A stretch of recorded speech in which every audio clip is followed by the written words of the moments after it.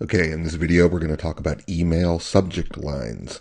Now, why subject lines are so important is that if no one opens your email won't be read, and everything about the subject line has to do with opening the email so they can see the content and make the conversion. Now, there's an art to email subject lines that I'm going to show you some examples of how I do it and how other people have done it. I'm even going to critique. Hopefully your email isn't in there. I'm going to critique some of the subject lines that come into my email box every day, and we're going to look at a few examples of which ones I open and do not open and for what reason. So, email subject lines, it's very important to experiment with these, and I'm going to show you in just a minute going into one shopping cart, which is what I use for my email, but Aweber, it doesn't matter what email service you're using. The idea of tracking the open rates of your emails and experimenting with email subject lines is critically important for the success of your email. Everyone gets a lot of email. Inboxes are stuffed full of email every day. We've signed up for way too much stuff, and then they sell lists, and then we get spammed with all sorts of things. So there's a lot of competition going on with opening an email. And you got to remember, the conversion isn't just sending it out. It's the idea that people need to open it and then click on the links inside. So I'm going to go into the content of email itself, but for right now we're going to look at email subject lines, because really in my mind that's the most important thing, getting that email read, opening up that email. What is it that makes people want to click on a subject line and open that email? A lot of the times they don't open it just because it's from you. It could be, or even if you're a friend or a family member, sometimes people don't have time to open it. It really needs to compel them to open it, and there needs to be a certain reason why. A call to action without the call to action being too obvious. So there's a stealthy way of looking at this, and we're going to look at a few of these. Right now I've written 4 different elements of a successful subject line in an email. 1, builds curiosity. One that I have to understand, why do I want to open it? Is there something inside there that makes me want to open it? Number 2, just putting it out there in being too salesy, and I'll show you a few examples of what I mean by that. That turns people off. If you tell everything that's in the email up front in the subject line, I don't really need to open it at that point. It may be something I don't need right now, but let me make that decision once I get in there, into the email. So don't tell me everything up front, and don't make it sound too salesy. Also, we're doing experiments and research and taking subject lines and breaking them up a little bit, like we do a mini sales letter. So we're dissecting it sometimes into little parts, and some people do this well, and some people do it pretty crappy, and most people don't do it at all. And I'll show you an example of dissecting into a chunk or 2 chunks the subject line, and it's become kind of popular, but it needs to be done right. And then of course something I call rubbernecking, which is real stealthy, just putting something compelling in there that may or may not have anything to do with the content of the email, but I have to look anyway. I call it rubbernecking because it's a little bit like a car accident. Everyone stops to look at that car accident, even though we don't really want to stare at it. We do. And it's human nature to want to look further into something that may or may not be even worth looking into.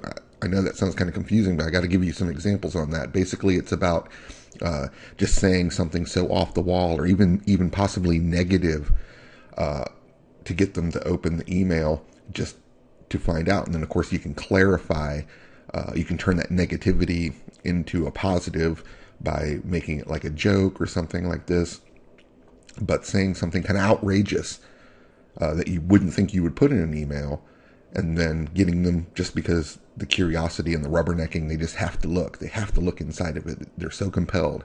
And that's a real stealthy way of doing this. And it's a lot of fun to do these. And sometimes email subject line can be so whacked out that you wouldn't think anyone would open it, and it could be your best one. You do have to experiment. You do have to make sure that you're measuring your open rates. So let's take a look at a couple of examples here. let's take a look at some exact measurements that I did. This is just out of my one shopping cart. Just a small campaign. This is probably maybe over a week of some, or 2 weeks of some emails that I sent out. And I want to show you how I use different subject lines and get different results. Now, this is just a very, very small list that I sent to just around 2,800 people. It's just one of the lists I have. It's not, I don't overly pummel them with promotions.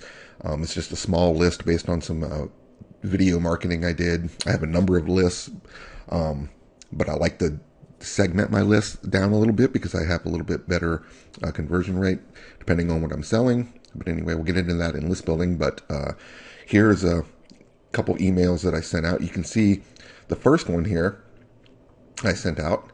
It says, a complimentary live webinar reveals how to create and sell info products for free. And the catchphrase there, this is a little, it's not very salesy, but it gets kind of to the point. There's nothing real special about this, but it worked pretty good because I'm touching a nerve on this particular list, creating info products, which is what they're interested in, for free. Okay, it's a free webinar telling them how to create info products for free. I've used free in two different phrases, complimentary and the word free. And I know people don't like to put the word free in subject lines because of spam filters. If your list is opted in, you don't have to worry about that as much as if you were just sending out a bulk email to people who haven't opted in, then that could be a problem. But sometimes you want to use the word complimentary, and but free is relating to how to create info products, and complimentary is relating to the webinar. And you can see that I got an 18% open rate, which is about the industry average. Industry average is about 16.5%, so that's a little higher. Now, the next one, this girl is driving me crazy. Jealous. This girl is driving me crazy. Now, that doesn't explain anything about what's going on here. And people have to find out, what is he talking about? This is part of the rubbernecking that I talked about. Not only am I building some curiosity, but I'm actually rubbernecking here, but I'm putting something slightly negative into the subject line and making them have to look into it. So I'm saying I'm jealous and this girl is driving me crazy. It has nothing to do, or I can't tell exactly what this email is about, but I have to read it. I have to read it why. And you can see it was one of the higher open rates that I had out of these numbers here. So that actually works. So keep that in mind and have a little fun with this. Now, the next one, complimentary webinar, content creation workshop live. Now, I didn't mention anything, a real benefit here, like I did in creating info products for free, and I didn't really build in curiosity. I told them straight up what this webinar is about. Content creation workshop. You're either interested in it or you don't. But you know the gist of the entire email by looking at the subject line. You can tell by the open rate percentage here that it didn't go over quite as good as I wanted it to. So just people who were interested in this exact phrase opened it. Now, I got another one. How to create prospect and profit pulling content in minutes. This is, again, it's a little bit salesy. And it's a little bit different than this. This is full of benefit here. Create info products for free, but this is a slight salesy pitch to it, and you can see that people didn't really want to open that either, because again, they know exactly what's in it, but it sounds a little pushy without building any curiosity whatsoever. Okay, this next one, you can see they're getting a little bit lower conversions here. 13 is and 14 are below the industry standards, which isn't good.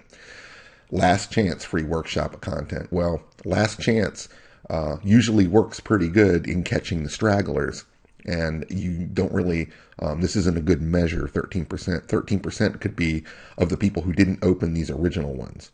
So that actually may be good because most people who opened these aren't going to bother to open this because they've already registered for this webinar. So the last chance got the stragglers.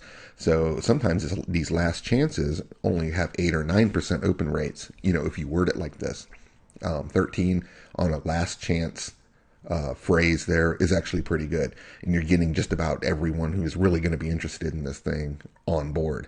And these follow about one maybe 3 days, 1 day, and then the day of, this kind of thing in this particular promotion here. So these are not necessarily the same people opening this, but literally different people. So you could add all these people together to make a giant registration. So this campaign actually worked out really good for us. Now, the replay of this campaign, you can see, is had a decent open rate. So people were interested in replay, and you want to state that, and you want to say relax and watch. Those are words that create an anti-salesy pitch. Just relax and watch this. I'm not trying to sell you anything, kind of thing. Open it up. Don't be scared to open it up. So you always put little words like that in there. Now, going back to what we said earlier about the dissect the email line, you can see where I'm separating these with parentheses. And I like to do that because it catches the eye and creates a small separation or a module from the rest of the subject line. And that's really good than having this all run on together or not being able to make this point. You can see I ran it together here, but then I separate it here. And it's just easier for the eyes, and you can put phrases in here to catch people. So let's take a look at let's critique some email lines that I get in my email box every day and break it down. Now you can see here some lines that I got in my email, and I've made my critiques known over here with these the red X's, obviously ones I don't like, and then I put a smiley face against the ones I do. So let's take a look. You can see here that some people are just using these really terrible. I don't even know what this means, so I didn't like it. I don't even know who these people are. It's probably just some spam I got.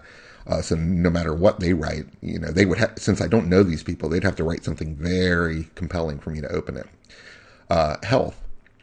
Okay, I have a lot of health problems, so I sign up for a lot of newsletters. But brains grown in lab key to Alzheimer's. Fish oil won't cut cancer. That's very confusing. They're just trying to put a bunch of crap in there at one time. And they're trying to cram all their topics in there, which confuses me. Put something a little bit more exciting. It's not creating any curiosity whatsoever. So X. Okay. Daniel Hall, he's a friend of mine. I love him to death. This isn't too bad, but I don't really like the salesy pitch type stuff. Make money immediately. I'm not even sure what that's about, but that's not as strong a benefit to me anyway that I would like to see. I would like to see something a little bit more creative than that. He did a good job of breaking this up to create urgency. It starts in 1 hour. I don't want to miss it. So basically, just because this is just a reminder email, the subject line probably isn't that as important as the original one, I'm sure, which was a lot better because I sign up for a lot of his stuff. But that, I don't know, you want to avoid that if you can. I don't know who this guy is, but I think I just got on another list here. Double your IRA in real estate. Avoid insider language. Some of this stuff, I don't even know what this means. If you're trying to get me to open it as a regular person, I won't understand what that means. So avoid industry jargon and spell it out better. That's just, very lazy. That wasn't great. It took about 10 seconds to dream that up. Squidoo. Love Squidoo. I don't have to open these. I'm already a member. Been a member for a long time, for years and years, but love letters to lens masters. I don't know. I just find that appealing. They did a good job just using the colon here to separate. That's pretty neat. I mean, I just want to open that. I don't know why that appeals to me, but it's very unsalesy and just very genuine, and it's not very pushy. Susan Haro, big fan of hers. I study all her stuff. Have you used these to get clients? Perfect. I mean, I don't know what these are, but obviously I always want more clients. But if I don't open this email, I'll never know what she's talking about. And I have to open it up just to see what little things. I mean, what's she talking about? My good looks, what is she talking about? I've used all sorts of things to get clients, but what is she recommending? I got to open it. Okay. Out of all these, I would have to open that one. And all she did was ask a question.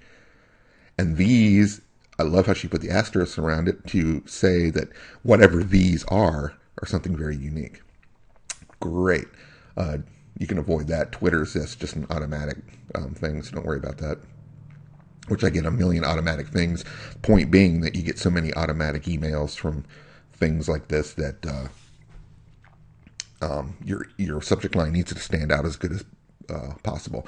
Then I got this. I'm not really sure what this is. It's a Google Plus automated, but I don't really know what this means. And you can obviously tell there I'm not too excited about that. It's like, what the hell here is going on? And I have no idea. So you can see here the superstars of email subject lines are really standing out. So let's take a look at another one. All right, this is super important.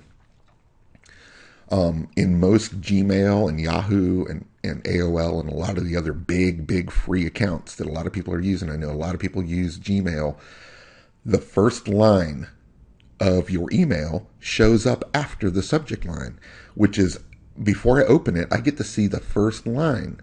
So in our next video of email copy, I'll show you why that's critically important, that having that first line also be compelling along with the subject line, because it determines the open rate, the very first line of your email. And you can see some of these people just aren't doing it right at all and don't realize that when it comes to Gmail. If you don't have Gmail and you have something else, it doesn't matter what the first line really is because they don't see it. But in Gmail and Yahoo Mail and Hotmail and a lot of those other big ones, they do. So that's very important to keep that in mind.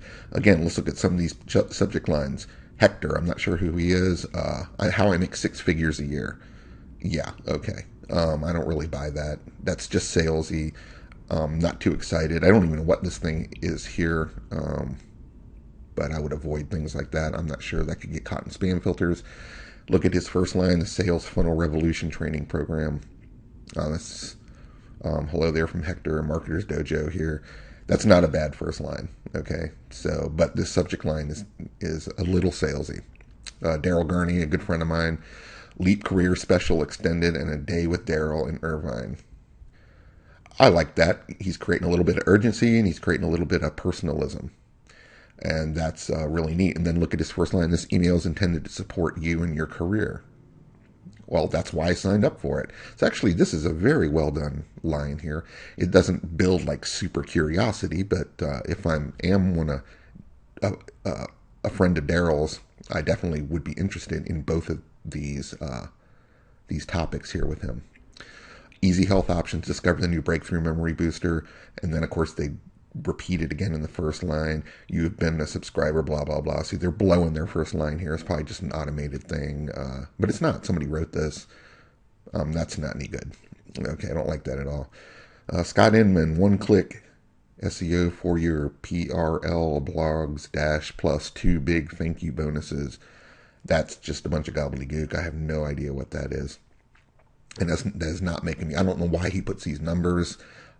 That is not dissecting it properly. That's not a catchphrase. You know, this is just very, very badly put together. I don't know who Scott is, but he needs to work a little bit better more on that. Okay, Jeff Herring, video. Now, he dissected and is saying what I'm going to get before I ever open it up. Okay, that's really cool. Income at will. And who's this Will guy? I mean, now he's being funny. He's throwing some humor in there. He's asking a question. It's pretty compelling. It separates that I'm going to get to watch a video in there, which usually is not something very salesy. So yes, I like that a lot. Easy health options, 5 blood pressure myths that can put your heart and your life at risk. Okay, that's pretty compelling. If I just happen to wake up that day and I've been thinking about that. That's pretty cool. And then, of course, they just repeated the same line, so be careful again with the first line of your email inside in your copy. They could have used this to put even more compelling line here. This is what you call a little bit urgency, and that does work. Okay, and you can see one in email. I don't know why I sent that to myself, but I got my own email here. This week's mystery gift, 1,000 worth of training for nothing. Well, that's, I made that into a little bit compelling. The mystery gift box is already showing that you don't know what it's going to be until you open it. And I use the word gift instead of just like tips and hype, but it's a gift. So I'm actually giving you a gift. That means that there's nothing in here for sale. I'm just handing out free training. And then, of course, $1,000, here's your benefit, $1,000 worth of training for nothing. I've put in gift, money, training, and free.